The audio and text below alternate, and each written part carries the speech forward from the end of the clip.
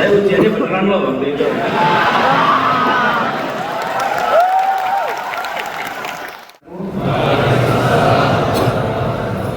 Nama saya Wawan, saya dari Medan.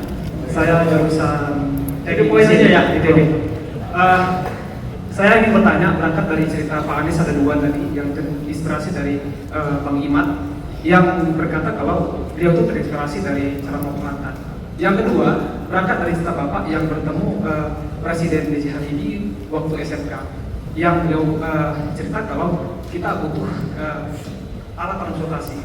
Dan sekarang ini saya terinspirasi dengan cerita Bapak. Yang ketiga, saya ingin menjadi orang seperti Bapak yang bertanya pada calon presiden 2029. Amin.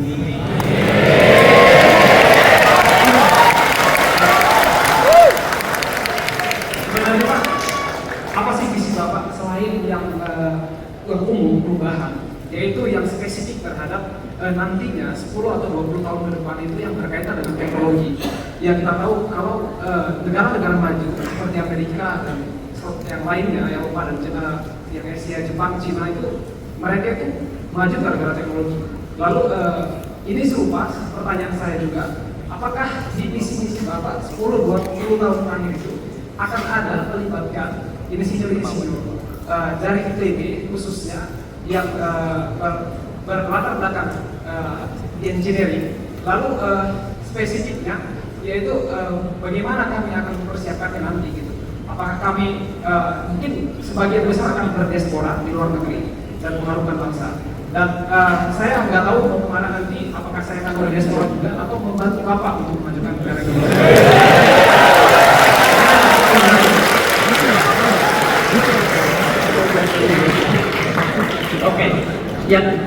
Oke. Yang kedua tadi yang, dan kalau boleh ada yang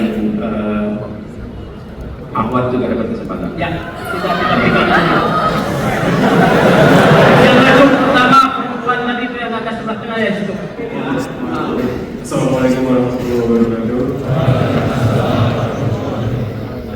Terima kasih kesempatannya untuk bertanya. Terima kasih Pak Anies sudah datang malam ini. Perkenalkan, nama saya Bilal. Saya dari Institut Teknologi Bandung, jurusan Teknik Fisika. Namanya siapa? Sekali lagi. Bilal. Jadi mungkin saya pengen sedikit curhat dikit juga. Iya.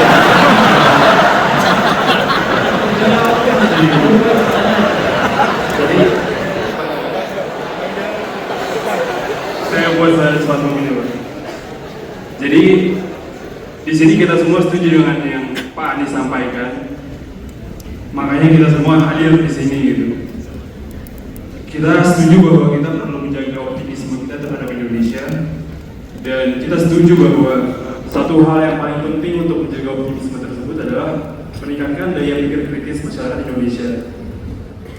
Tapi masalahnya, Pak, saat ini Indonesia bukan kekurangan orang yang bisa berpikir kritis menurut saya, tapi Indonesia kekurangan orang yang amanah, Pak.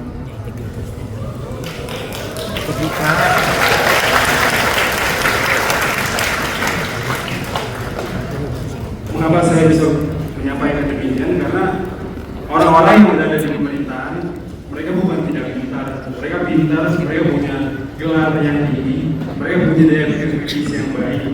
Tapi itu tidak menjamin mereka sebagai pembuat kebijakan, yang mana kebijakan tersebut kata dasarnya adalah bijak, mereka sendiri tidak mewakili kata bijak tersebut, Pak.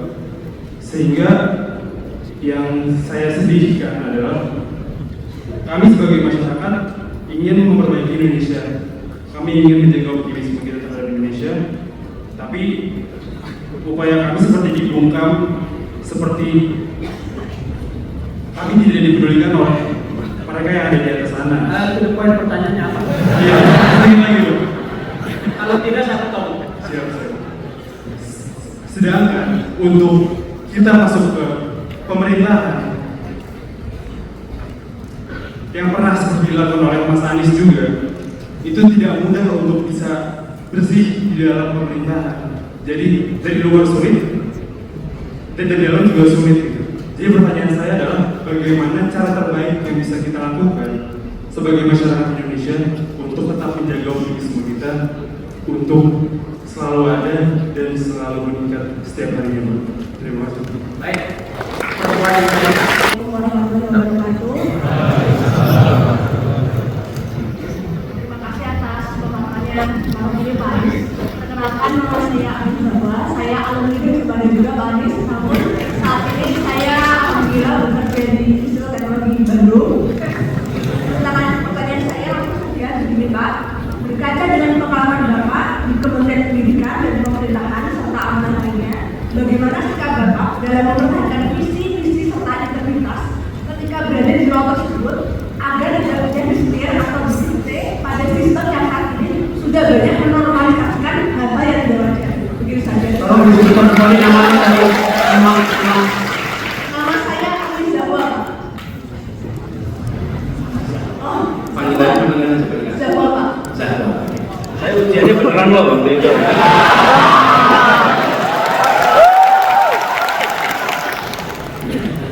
Ya, nggak pakai joki kita Pak.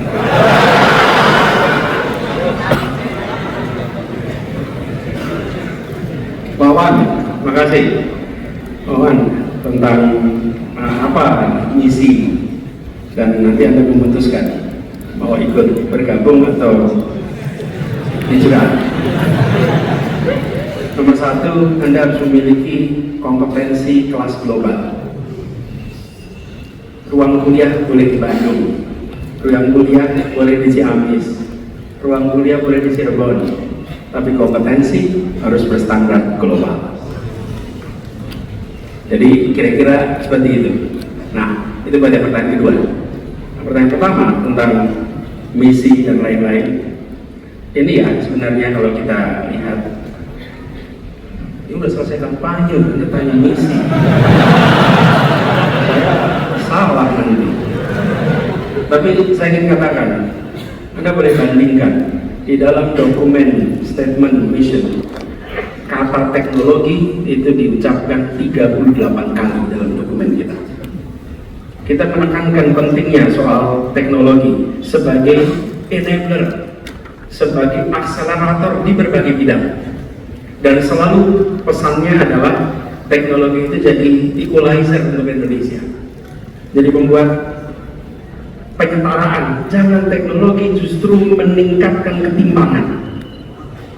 Teknologi hadir untuk mensetarakan. Yang tertinggal bisa setara, yang terbelakang bisa sama-sama maju. Jadi misi kita ketika bicara tentang itu bagaimana jadi itu, dan kita tidak berbicara tentang menerapkan teknologi. Ya, tapi kita bicara tentang menyelesaikan masalah menggunakan teknologi. Sehingga bukan semata-mata menerapkan, tapi menyelesaikan masalah.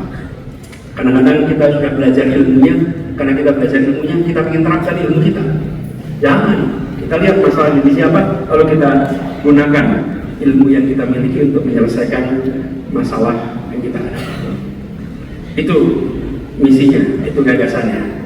Semoga Bapak setuju. Katakan tadi itu benar. Indonesia sedang membutuhkan lebih banyak orang-orang yang amanah. Kita lebih banyak orang-orang amanah. Itu betul sekali. Kita lagi butuh itu. Dan orang yang berada di dalam pemegang kewenangan tidak memandang kewenangan sebagai kegiatan usaha mencari keuntungan. Kalau jadi wali kota, ini bukan menjadi tempat mencari keuntungan sebagai wali kota. Jadi gubernur itu, apalagi presiden, di semua tempat.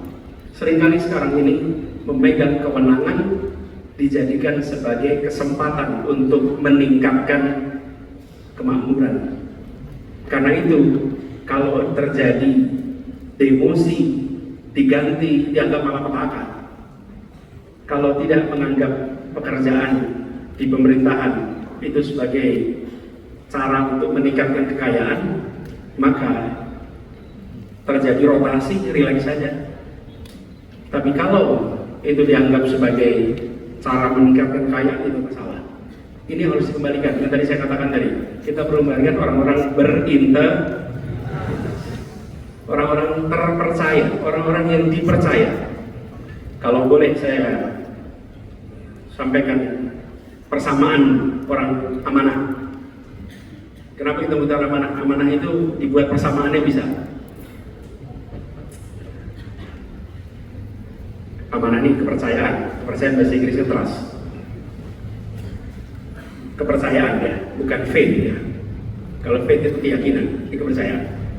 Trust sama dengan C plus I1 plus I2 minus SI. Itu rumusnya. Boleh digerakkan, tapi nggak keluar di ujian.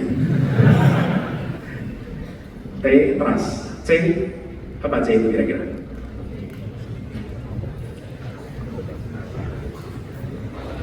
Competence. Kalau nggak punya kompetensi, Anda percaya. Saya mau pinjam mobil, Pak Sarif sudah meminjam mobilnya. Terus Pak Sarif tanya, Anis bisa nyetir nggak? Enggak. Kira-kira dipinjemin mobil nggak? Competence. Nomor 2, I1, integrity. Punya integritas itu artinya apa? Integritas itu bukan jujur. Bukan jujur. Ketua perampok menceritakan tadi malam perampok macam-macam, dia jujur. Jujur. Tapi boleh nggak kita bilang dia berintegritas? Iya. Berintegritas artinya dia jujur dan apa yang dikerjakan sejalan dengan ajaran agama, sejalan dengan kepentingan umum, sejalan dengan kemaslahatan orang banyak. Itu namanya integritas.